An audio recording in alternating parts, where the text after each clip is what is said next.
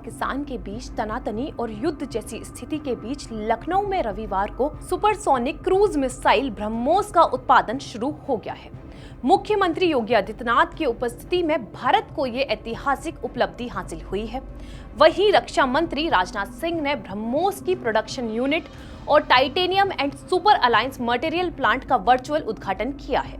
Indian express की report के मुताबिक पाकिस्तान के कुछ आतंकी अड्डों को तबाह करने के लिए क्रूज मिसाइल और ब्रह्मोस सुपरसोनिक क्रूज मिसाइल का इस्तेमाल किया गया था।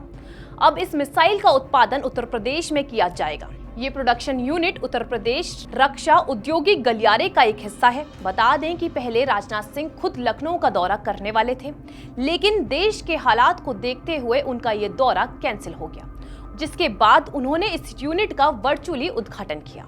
हालांकि उद्घाटन के दौरान लखनऊ में सीएम योगी आदित्यनाथ मौजूद रहे।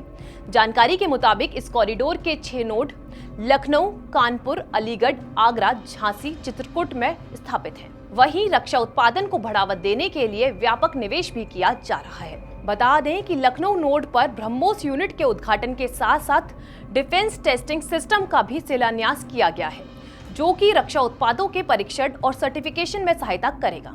बता दें कि ब्रह्मोस प्रोडक्शन यूनिट 300 करोड़ रुपए की लागत से तैयार की गई है। इसके लिए योगी आदित्यनाथ की सरकार ने 80 हेक्टेयर जमीन निःशुल्क उपलब्ध कराई थी, जिसके बाद इसका निर्माण केवल 3.5 सालों में पूरा हो गया। चलिए जानते हैं कि ब्रह्मोस मिसाइल कैसे दुश्मनों के छक्के छुड़ा सकती है। ब्रह्मोस मिसाइल भारत और रूस के संयुक्त उद्गम का परिणाम है, जो कि इसे दुनिया की सबसे तेज सुपरसोनिक क्रूज मिसाइल बनाती है।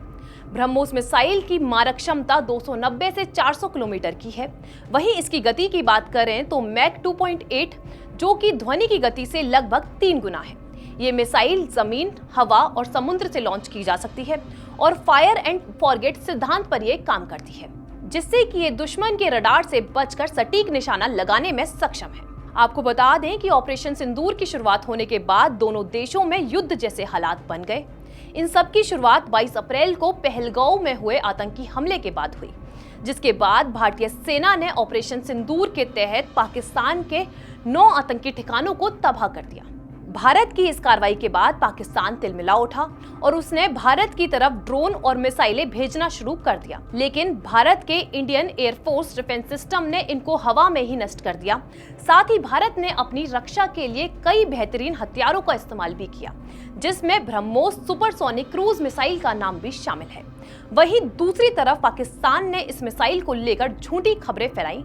इसके तहत उसने कहा कि उसने ब्रह्मोस मिसाइल के बेस को तबाह कर दिया है। हालांकि भारतीय सेना ने इस दावे को पूरी तरह से खारिज कर दिया। इन सब को लेकर विदेश सचिव विक्रम मिस्री ने बताया कि आदमपुर में भारतीय वायुसेना स्टेशन, सिरसा में एयरफील्ड और नगरोटा में ब्रह्मोस बेस को तबाह करने के दावे पाकिस्तान की ओर से किए गए थे, जो कि एकदम झूठे हैं। इसके लिए उन्होंने सिरसा और सूरतगढ़ में वायुसेना स्टेशनों की ताजा तस्वीरें भी दिखाई, जिसमें यह दिखाया गया कि वहां बुनियादी ढांचों को कोई नुकसान नहीं हुआ है। इस खबर को लेकर हम आपको आगे अपडेट करते रहेंगे। इसी के साथ आप बने रहिए इंडिया.com के साथ।